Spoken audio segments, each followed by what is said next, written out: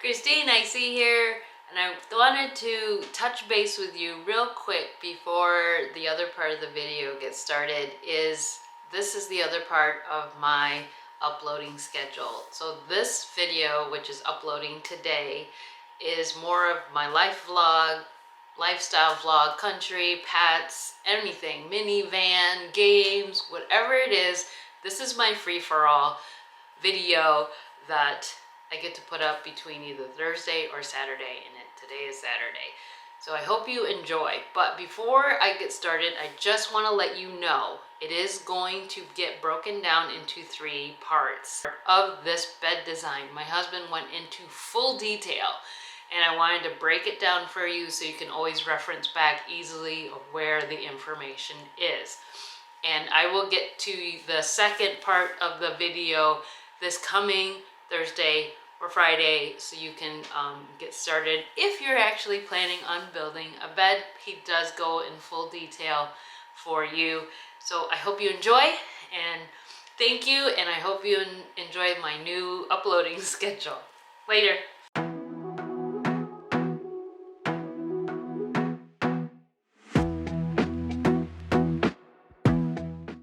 Hey, Christine, I see here, and welcome back to our channel. This is a long-awaited video. You guys have been so kind, and thank you for all the great compliments on the van build. Now, if you've noticed, that van build video was not actually planned. I just took the footage that he had done because he just wanted a recording of all what he did, and I just happened to pull it all together.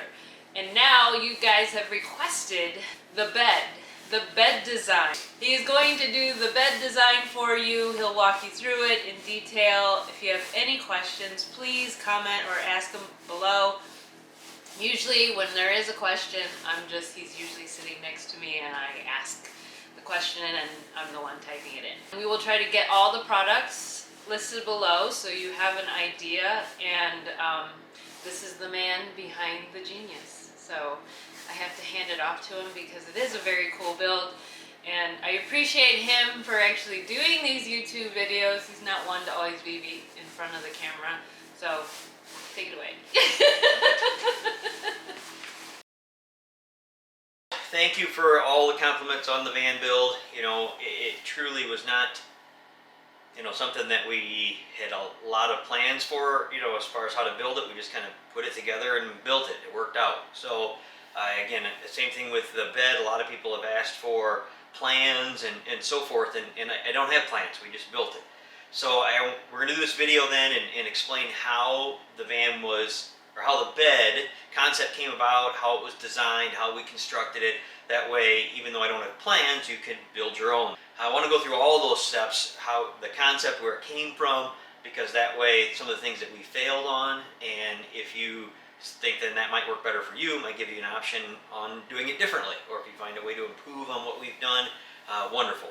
And then the design, so how we came up with the sizes for things. Again, if you're not doing this in a Grand Caravan, then you might find that you need to put different sizes in it, or you want to have a little different concept or layout. All that's wonderful, but if I go through the details on how we came up with it, you can modify it for yourself. Then I'll talk about the construction of it, how I actually built it, and then we'll go through the van itself and look at some more detailed video or pictures then too of exactly how it's put together. So again, hopefully by the end, you'll be able to put one together on your own. The concept of the bed was, honestly, I was trying to do something very simple. It didn't work out that way, but that's what I started. I really wanted to just buy a futon, because the van, the minivan, is 4 foot wide. I thought we could find a 4 foot wide futon and literally just put it in the back, maybe build a little platform for it or something like that.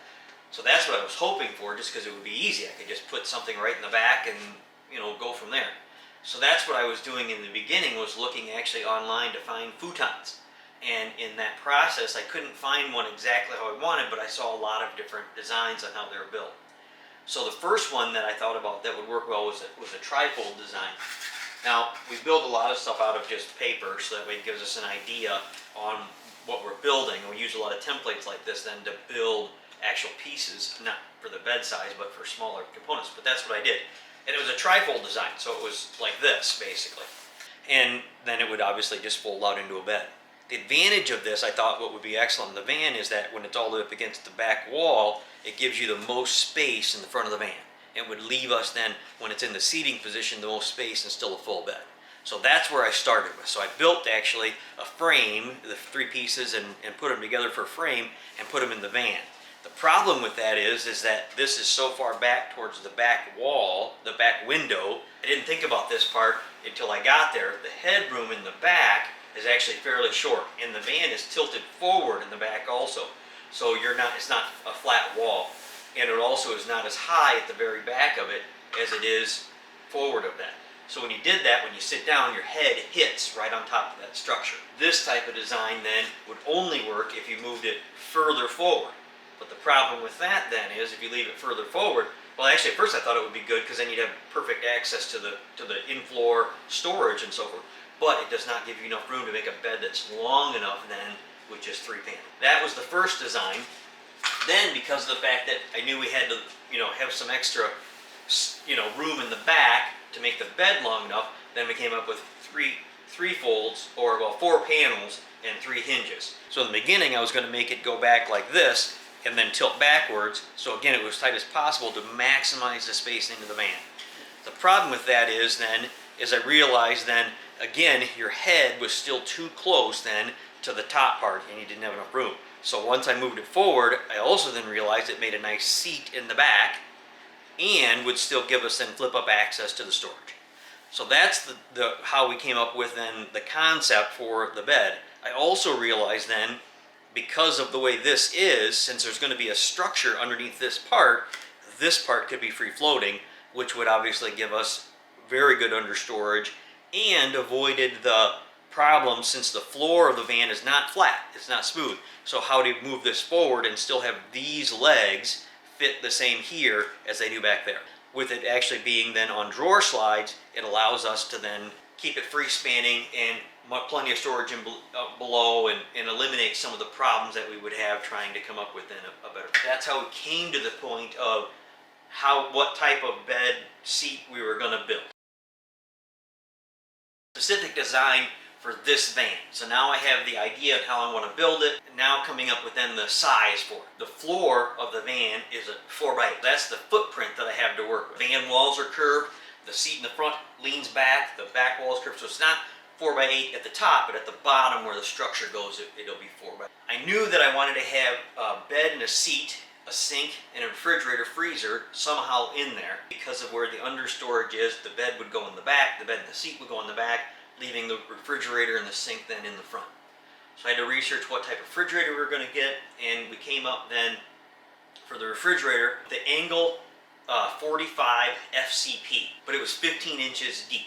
So that then, you take the 8 foot at 96 inches, subtract the 15, you got 81 inches left, except for, again, the seat leans back, so I had to subtract out more, which leave me 74 inches then of room to build the bed when it was laid flat. At our height, 74 inches is enough to sleep on with no problem. Now I have 74 inches. I also know then where the superstructure is in the back, how much forward of that I have to be. And that had to be 16 inches forward. So I had to be 16 inches from the back wall to clear, when you sit down nicely, to clear the superstructure.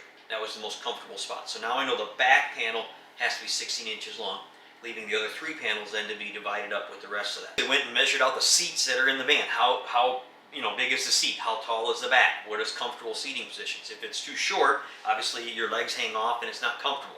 If it's too short in the back, obviously you lean over it too much and it's not comfortable. So you have to come up with some sort of compromise then. So what I came up with then, just by measuring a number of things out and literally just taking some wood and making it 18 inches and sitting on it and 20 inches and so forth, those are the dimensions that I came up with. 18 inches for the seat. However, you have to remember, you take up whatever you're going to use for foam in part of that. So even though it's 18 inches with 3 inches of foam, it's a 15 inches left to sit on. So it left an 18-inch platform, 20-inch platform, another 20-inch platform. Obviously those have to be equal because they're the part of the peak. And then 16 inches on the back. That's how we came up with the dimensions of the bed, each piece for the bed frame. Width-wise then, it's 48 inches wide, and that was the minimum measurement in there, even going up where the seat's going to be. It narrows up quite a bit at the top of where the seat is. That was where the minimum dimension was. So I made it 47 inches wide, giving me a ½ inch on each side. So now that we've got the concept, you know, we've designed it, we've got the sizes, I then had to decide what to build it out of, what materials. I'm comfortable with metal work. I do some woodwork, but I do by far more metal work. So I always tend to lean towards metal work, aluminum or steel, so forth. Now, some people have asked, am I an engineer? No, all this stuff is an absolute hobby for me. A friend of mine is an engineer and does build race cars. And so with that, I've worked with him. He's done little projects and he's given me some tips on how to do things, but I am an absolute novice at that. The design of this was just out of my head. I built it with these pieces in mind because I'm comfortable with it, but also because I think they will be strong enough. It really is probably overbuilt over what it has to be. All the stuff for the van build can be done with hand tools. If you can work with wood, if you can cut wood, drill, screw, put together wood, you can put together aluminum. It's not that much different. And it does, you know, take a few different tools, but they're not expensive. They're hand tools and so forth to do the vast majority of this. So thank you for listening in on his concept, the design, and the materials. He is very thorough when it comes to explaining things, but if he did miss something, go ahead, ask a question, and he'll get that to you. Now the second part will be coming up this coming week, and that is going over the materials and the tools and the kind of the process of what he did. It's not a full-size version, but it will be showing you the under parts of how the things work. And then the third video will actually show you the bed itself, and it's in the dead of winter. So stay tuned for the 2 other parts in the next 2 weeks. Later.